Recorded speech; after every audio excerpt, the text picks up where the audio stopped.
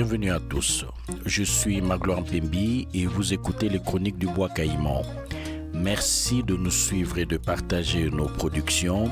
Nous sommes accessibles sur www.afropanorama.com et sur www.sudglobalradio.net. Vous pouvez également nous suivre sur votre plateforme de podcast préférée. Bienvenue à tous. Début septembre 2021, une vidéo montrant des élèves du secondaire en plein rapport sexuel de groupe a circulé sur les réseaux sociaux. Ces images ont fait scandale dans les milieux éducatifs à Kinshasa, si bien que le ministre de l'enseignement primaire et secondaire, M. Tony Mwaba, a tenu à assister au conseil de discipline de l'école dont les élèves étaient issus, à savoir le collège Saint-Georges, et à être présent lorsque des sanctions ont été annoncées à la presse. Avec sa bénédiction, les élèves ont été exclus dans un premier temps du système scolaire congolais, puis il a fait un rétropédalage après un recadrage public de son collègue chargé des droits humains qui, sur les réseaux sociaux, a rappelé que l'école était un droit dont on ne pouvait priver ses élèves quel qu'était leur comportement. Finalement, les élèves n'ont été exclus que des écoles du réseau catholique du Congo, mais pourront bien poursuivre leurs études par ailleurs.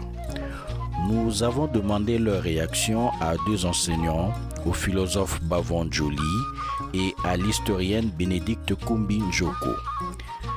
Bavon Joli est né le 29 octobre 1972 à Mbandaka, dans la province de l'Équateur.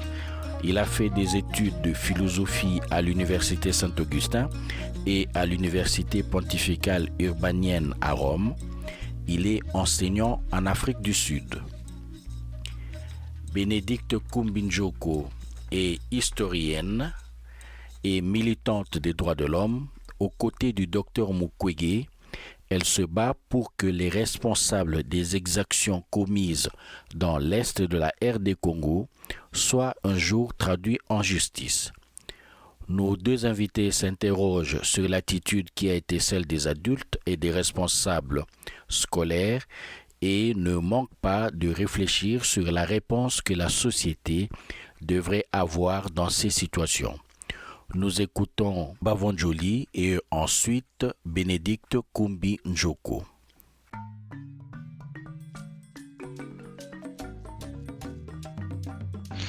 Et pour moi, c'est comme si l'enfant a brûlé la maison et on les jette dans le même feu. Cette décision est vraiment unique. Ce n'est pas une bonne décision. Il devait y avoir d'autres mécanismes, c'est-à-dire, en d'autres termes, on peut dire que la responsabilité est partagée ici. Il y a la responsabilité de l'école et la responsabilité des parents. La responsabilité des parents, c'est-à-dire l'environnement dans lequel les enfants évoluent. Qu'est-ce que les enfants sont exposés? Quel est le langage de l'environnement de la maison? Le langage de l'environnement. Le langage de la maison influence l'école et le langage de l'école influence aussi la maison. Il faut qu'il y ait une synergie, c'est-à-dire les parents et l'école puissent avoir le même langage et avoir au centre l'éducation de l'enfant. Le mœurs de l'enfant, qu'on voit l'éducation. Quand on voit l'école, on voit le gouvernement. Parce que le gouvernement aussi, à sa part de responsabilité, doit imprégner certaines mesures. Vous savez, donc sur la vie étudiantine des enfants et bien sûr les rapports de cours, de morale par rapport aussi aux mœurs de la société. C'est ce qui est important. Les gestes qu'ils ont posés, c'est l'erreur pleine des réseaux sociaux. Les enfants sont beaucoup plus exposés aux réseaux sociaux. Ils ont la facilité au Facebook de se communiquer à l'internet, ils ont l'accès aux vidéos pornographiques, ils voient tout. Des danses qu'ils voient, ils voient presque tout ce qu'ils comme danse et quoi. Et c'est ce qui stimule leur intérêt maintenant. Et c'est ce qui caractérise maintenant leur conduite. Alors qu'est-ce qu'il y a? Qu'est-ce qu'il faut? Les parents doivent bien s'asseoir avec l'école, ce qui représente le gouvernement, et voir comment on pourrait éduquer les enfants à l'école et à la maison. Ces enfants doivent être déconnectés de leurs appareils. Donc nos enfants aujourd'hui doivent être déconnectés des appareils. Mais comment faire? Au lieu de punir maintenant, de les chasser de l'école, de prendre des décisions que le gouvernement ou les responsables du ministère de l'Éducation a prises, là. Moi, j'aimerais que ces enfants soient utilisés. On peut les utiliser d'une autre manière. Leur donner un travail de conscientisation dans toutes les écoles, au lieu de les chasser. Voilà ce que nous pouvons, de manière dont nous pouvons les punir. Ils doivent aller parler pour dire que c'est ça, il ne faut plus répéter ce que nous avons fait, c'est pas bon. Et ils doivent marcher dans toutes les écoles. On doit les accompagner. À chaque fois, ils doivent passer dans toutes les écoles et faire ça. Ça, c'est une grande punition qu'on peut proposer. Et on les met sur les réseaux sociaux et même on se commence à parler de ça. On les filme en train de parler, vous ne devez pas faire ce que nous avons fait. C'est pas ça, c'est comme ça qu'on devait les exposer parce qu'ils veulent bien les réseaux sociaux. Alors exposons-les dans cette façon-là, qu'ils doivent éduquer maintenant. Ils doivent devenir des éducateurs.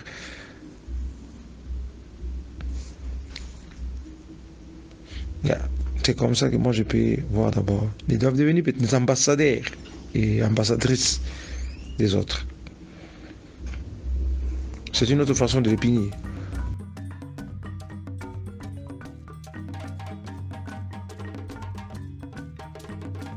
Le rite de passage a un conflit avec la mondialisation ou la modernisation. Notre société s'était déjà éloignée de la coutume, ou disons même des traditions. Nous avons un problème très très sérieux. La notion de morale doit prendre place maintenant. Parce que là, la coutume ou tradition devient comme sont des histoires de tabous, de sorcellerie. C'est pourquoi nous allons maintenant prône, c'est quoi encore en français, c'est promouvoir la morale. Et promouvoir la morale, beaucoup plus c'est ça. Parce que là, avec la morale, on doit avoir des cours de morale qui doivent transformer la vie, notre société, nous donner encore d'autres conduites.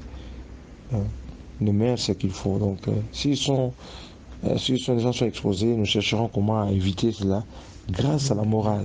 Le rite est devenu la sorcellerie. Avec la société actuelle, avec des religions modernes et l'évolution, on peut dire que non, cette histoire-là, on ne peut plus faire.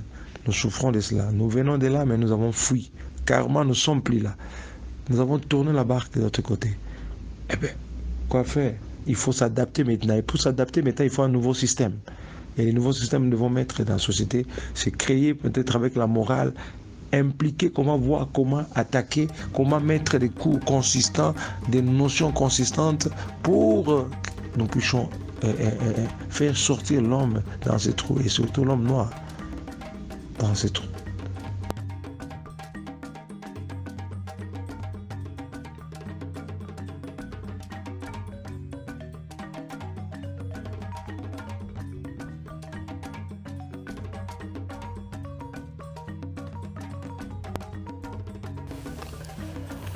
La première réaction que j'ai eue au moment où j'ai appris cette décision inique de faire en sorte que les élèves ne puissent plus avoir accès à l'éducation sur l'étendue du territoire congolais, ça a été de me dire qu'on était en face d'une immense déresponsabilisation de ces adultes qui clamaient vouloir ramener à l'ordre ces enfants. En tant qu'enseignante, ceci m'a paru absolument inadmissible, parce que déjà de un, je pense que le traitement de cette affaire aurait dû rester à l'interne, c'est-à-dire que il est certain que ces élèves devaient être convoqués et que le renvoi ne semblait pas être une punition disproportionnée. Ceci étant dit, ça ne pouvait pas faire l'objet d'une telle publicité. Il y a d'abord cette jetée en pâture de ces gamins à la vindicte ou à la colère publique en divulguant leur nom, comme si, d'une certaine façon, déjà, le fait de prononcer un renvoi, qui est quand même une sanction qui est grave et qui peut être ressentie comme une humiliation, n'était pas suffisante. Il fallait encore plus les humilier en les jetant en pâture, au fond, à la vindicte populaire que l'on escomptait, que l'on attendait et qui semble avoir motivé cette décision et cette publicité de l'affaire. L'autre chose aussi qui apparaît complètement choquante dans cette affaire, c'est la réaction au fond de certains adultes qui ont pris connaissance de cette vidéo, qui se la sont partagée tout en émettant des avis contre ces enfants, mais oubliant qu'eux-mêmes commettaient un acte pénalement répréhensible, dans la mesure où partager de ce genre de vidéos et surtout qui implique des mineurs, c'est de la pédocriminalité. Mais ça, on s'en embarrasse pas. On l'utilise même pour pouvoir donner son opinion, donner son avis sur une décision absolument inique. Et ces parents, apparemment, qui encensaient la décision de ce ministre d'interdire la scolarité à ses enfants, une scolarité qui est inscrite dans la Constitution, qui est un droit que l'on dénie. Alors, la question que l'on peut se poser, c'est comment des adultes, déjà, en arrivent à applaudir le fait que l'on dénie un droit à un être humain. Ceci nous pose la question de la société dans laquelle les Congolais vivent. Quelle est cette société où des adultes déjà se déresponsabilisent de leur mission au fond d'éducation en la niant tout simplement ou en applaudissant le fait qu'on le nie à des enfants. C'est une déresponsabilisation immense. Et cette société qui en plus se partagent ce genre de vidéos, qui en est friande parce que chaque fois qu'il est question de sextape, il est absolument choquant de voir les demandes pressantes qui se font autour de ce genre de publications où les gens sur les réseaux sociaux demandent les vidéos en message privé. Il y a déjà là quelque chose justement qui interroge sur ses propres adultes, sur leur propre comportement, du fait que l'on a des politiques, que l'on a des musiciens, que l'on a donc des adultes qui régulièrement font l'objet de publications, donc des pasteurs aussi, font l'objet de publications à caractère sexuel et qui sont extrêmement demandées par une population adulte congolaise. Et ces mêmes adultes viennent jeter des gamins en pâture, viennent leur dénier leur droit à l'éducation parce qu'il faudrait faire du populisme, parce que il faudrait peut-être, en tous les cas pour ce ministre, cacher au fond les vraies questions qui se posent par rapport à cette société qui dysfonctionne et par rapport à un État qui n'est pas en mesure de répondre au fond à tous les problèmes que rencontrent les citoyens de cette société. Aussi, on vient avec une communication qui est faite au fond pour ces réseaux sociaux dont la plupart des Congolais n'auront aucun écho parce qu'ils n'ont pas accès à ces réseaux sociaux et qui, dans leur entendement, tourneront aussi l'affaire d'une certaine manière et puis qui ajoutera au fond à la confusion, à la question centrale, qui ajoutera de la confusion à la question centrale qui doit être posée, à savoir pourquoi on a des enfants qui s'engagent dans de tels actes. Et il faut aussi dire que ces enfants-là ne représentent pas la majorité.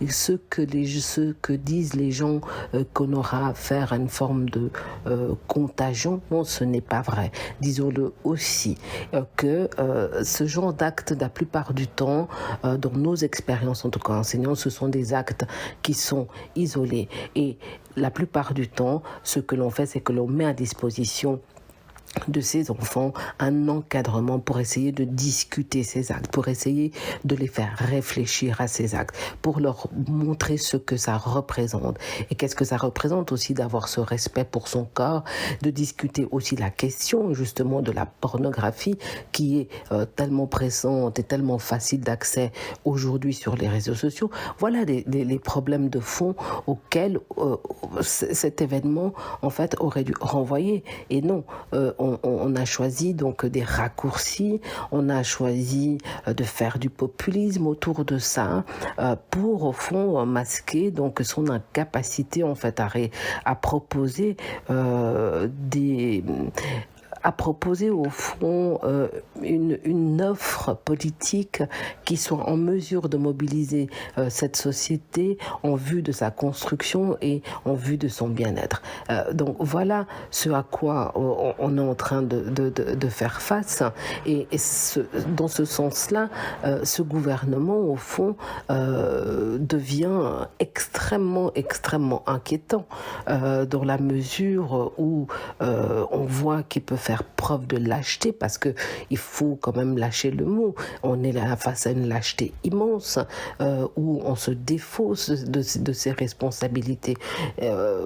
Comment d'ailleurs un ministre atterrit sur cette scène, on se pose la question, dont la chose était calculée, il a eu écho de cette affaire-là et donc il s'est présenté pour jeter ces gamins donc à vindicte public et en espérant certainement des dividendes par rapport à ça. Un même monsieur qui s'est présenté aux Congolais en parlant de choses comme lui étant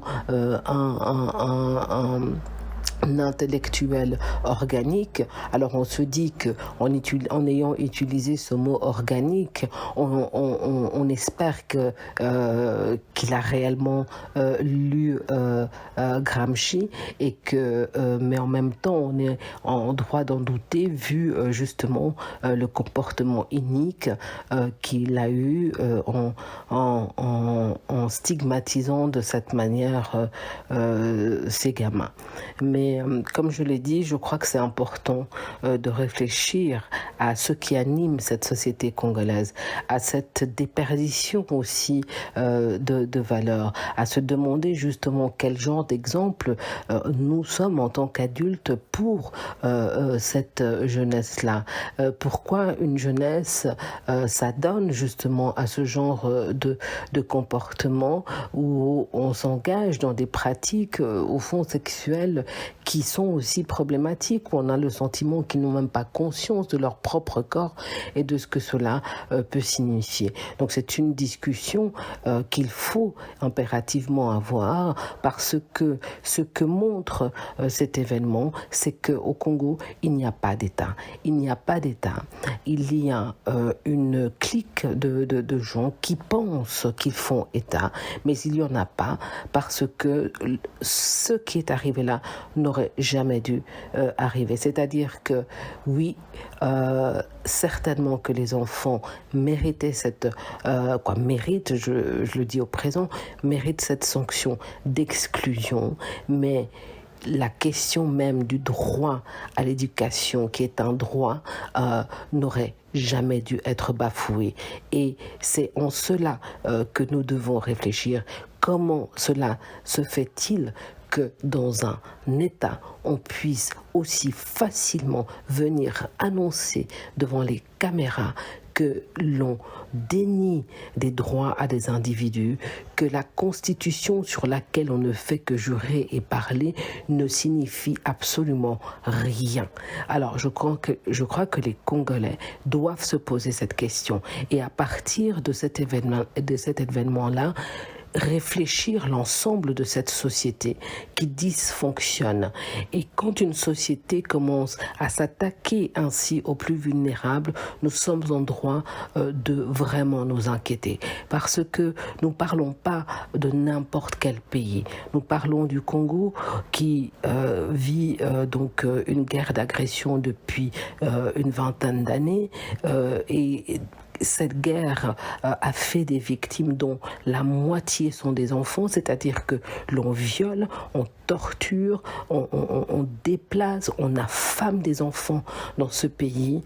Et puis, ils sont devenus donc cette proie facile, cette proie sur qui on met tous les maux de la société parce qu'on a des adultes qui ne peuvent plus fonctionner, on a des adultes qui dysfonctionnent même, des adultes qui ne savent plus où se trouve la moralité, où se trouve la dignité et qui acceptent que l'on puisse ainsi traiter des enfants au sein de cette République. Il me semble que cette question de cette déstructuration de la société congolaise doit être mise sur la table parce que nous sommes dans une folie, parce que nous sommes dans un délire et une société qui est dans ces dispositions-là, c'est une société qui se détruit. Elle n'a pas vocation à pouvoir s'émanciper, à vivre. Donc, il est urgent de réfléchir sur ces questions et de manière profonde, arrêter les émotions, ne pas regarder les choses de manière superficielle, mais de vraiment rentrer dans la question de qu'est-ce que c'est que cette société que nous sommes en train de construire. Une société qui s'attaque à des enfants, où des adultes s'attaquent à des enfants. C'est une société qui n'est pas normale, c'est une société qui est malade et elle a besoin de se soigner urgemment.